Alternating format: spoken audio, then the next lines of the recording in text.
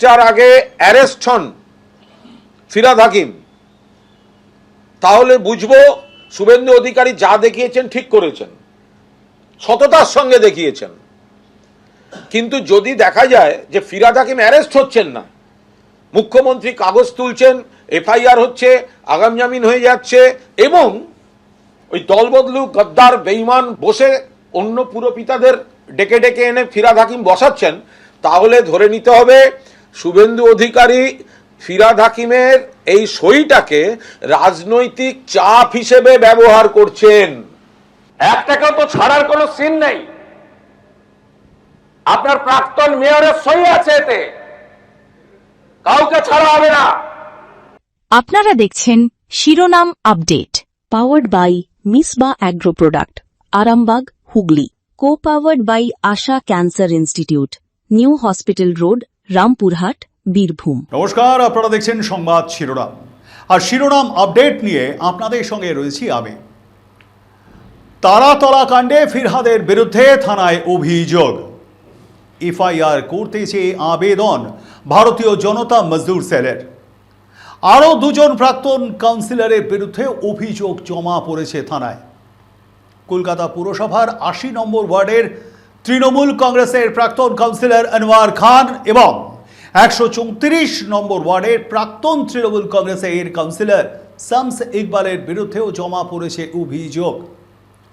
একই সঙ্গে এই ঘটনার সঙ্গে যারা জড়িত তাদের সকলের কড়া শাস্তির দাবি জানানো হয়েছে ভারতীয় জনতা মজদুর সেলের তরফ থেকে।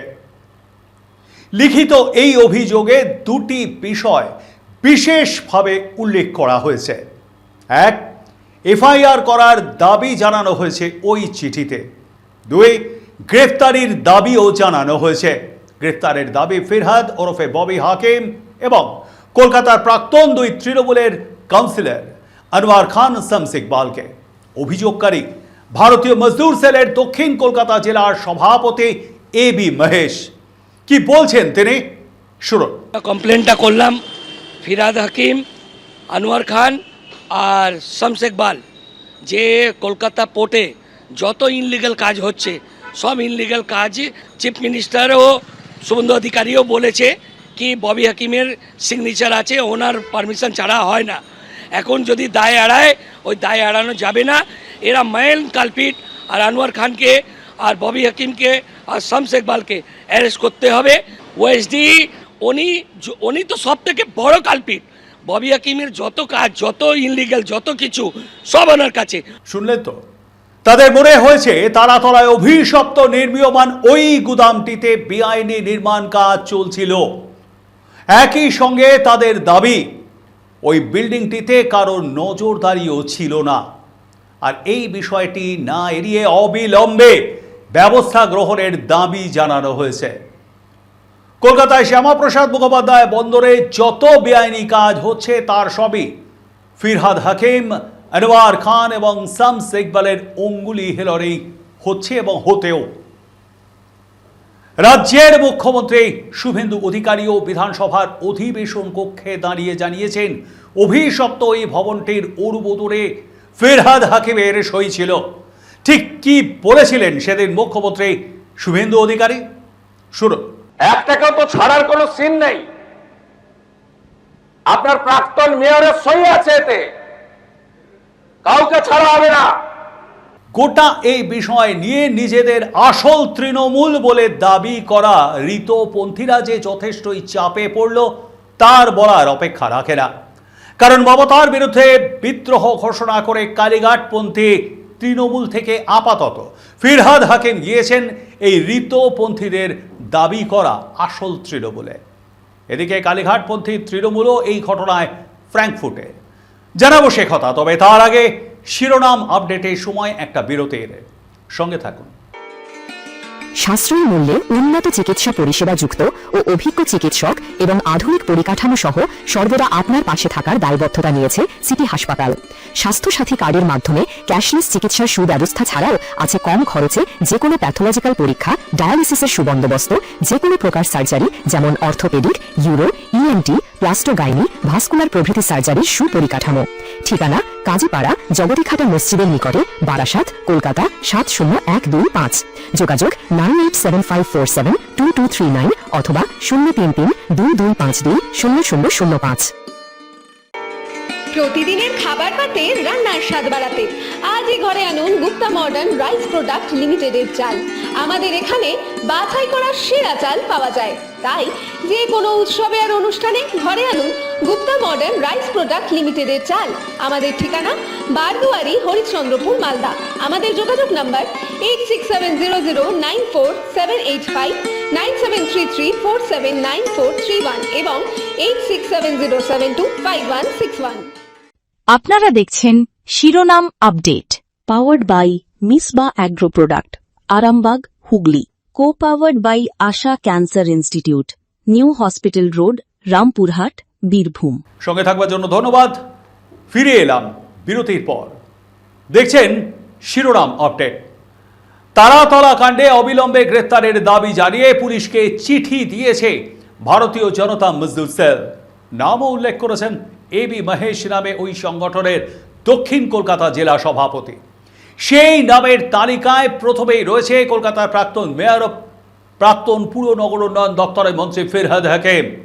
রয়েছেন কলকাতা পুরসভার 2 প্রাক্তন তৃণমূল কংগ্রেসের কাউন্সিলর। কালীঘাটপন্থী তৃণমূল কংগ্রেসের অন্যতম মুখ তথা মুখপাত্র এবং বেলেঘাটার বিধায়ক আবার সুর চড়িয়েছেন, বেঁধে দিয়েছেন ডেডলাইন। কি বলেছেন কুণাল বাবু? যার আগে অ্যারেস্ট হন ফিরহাদ হাকিম, তাহলে বুঝবো শুভেন্দু অধিকারী যা দেখিয়েছেন ঠিক করেছেন, সততার সঙ্গে দেখিয়েছেন। কিন্তু যদি দেখা যায় যে ফিরহাদ হাকিম অ্যারেস্ট হচ্ছেন না, মুখ্যমন্ত্রী কাগজ তুলছেন, এফআইআর হচ্ছে, আগাম জামিন হয়ে যাচ্ছে, এবং ওই দলবদলু গদ্দার বেঈমান বসে অন্য পুরপিতাদের ডেকে ডেকে এনে ফিরহাদ হাকিম বসাচ্ছেন, তাহলে ধরে নিতে হবে শুভেন্দু অধিকারী ফিরহাদ হাকিমের এই সইটাকে রাজনৈতিক চাপ হিসেবে ব্যবহার করছেন। একই সঙ্গে কুণাল ঘোষের দাবি, বিধানসভায় ফিরহাদের সই সম্বলিত ওই তদানীন্তন কলকাতা পুরসভার অভিশপ্ত গুদাম সম্পর্কিত অনুমতিপত্র তুলে ধরে তারাতলায় মৃত শ্রমিকদের বিচার দিতে চাননি। ফিরহাদের ওপর চাপ সৃষ্টি করেছেন যাতে কালীঘাটপন্থী তৃণমূলের ছত্রছায়ায় থাকা কাউন্সিলরদের ঋতপন্থী ওই দলে নিয়ে আসেন তিনি। একই সঙ্গে ফিরহাদ হাকিমকে কুনকি হাতির সঙ্গেও তুলনা করেছেন কুণাল বাবু। এই প্রসঙ্গে ডেডলাইনও বেঁধে দিয়েছেন বেলেঘাটার বিধায়ক। কিন্তু এইভাবে কি সরকারকে প্রথমে কেউ ডেডলাইন বেঁধে দিতে পারে, নাকি ডেডলাইন বেঁধে দেওয়া যায়?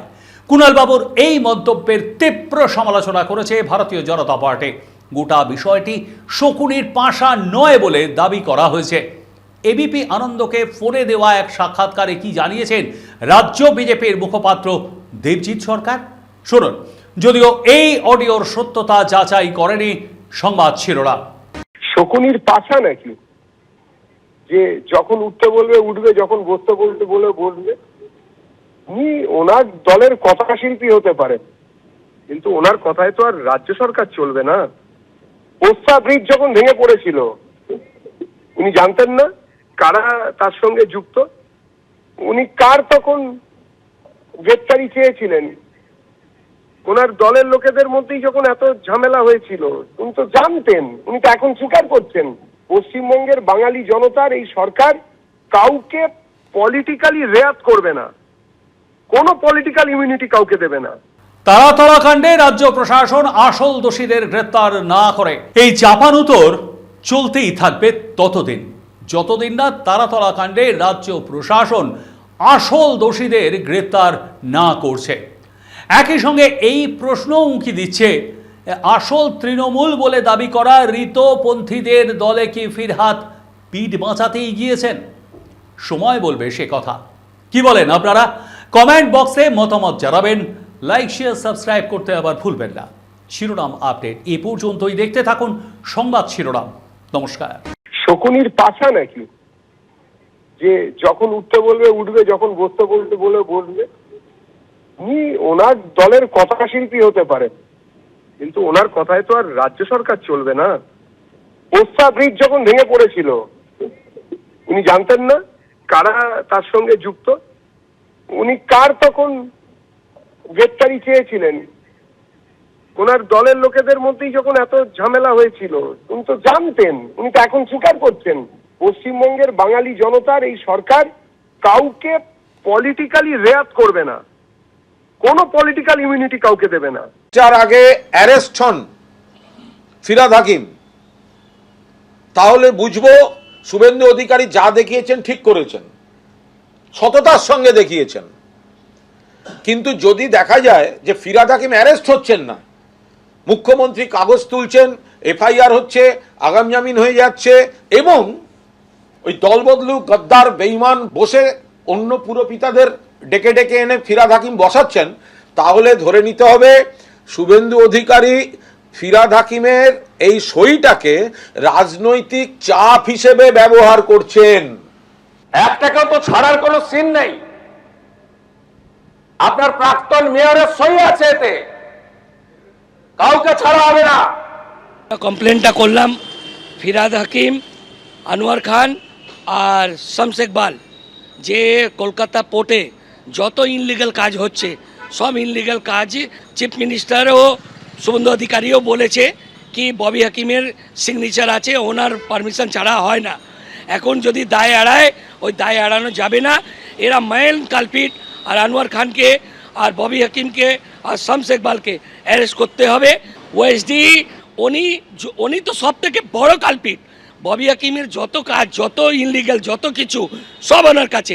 আপনারা দেখছেন শিরোনাম update, powered by Misba agro product, Arambagh, Hooghly. Co powered by Asha cancer institute, new hospital road, Rampurhat, Birbhum.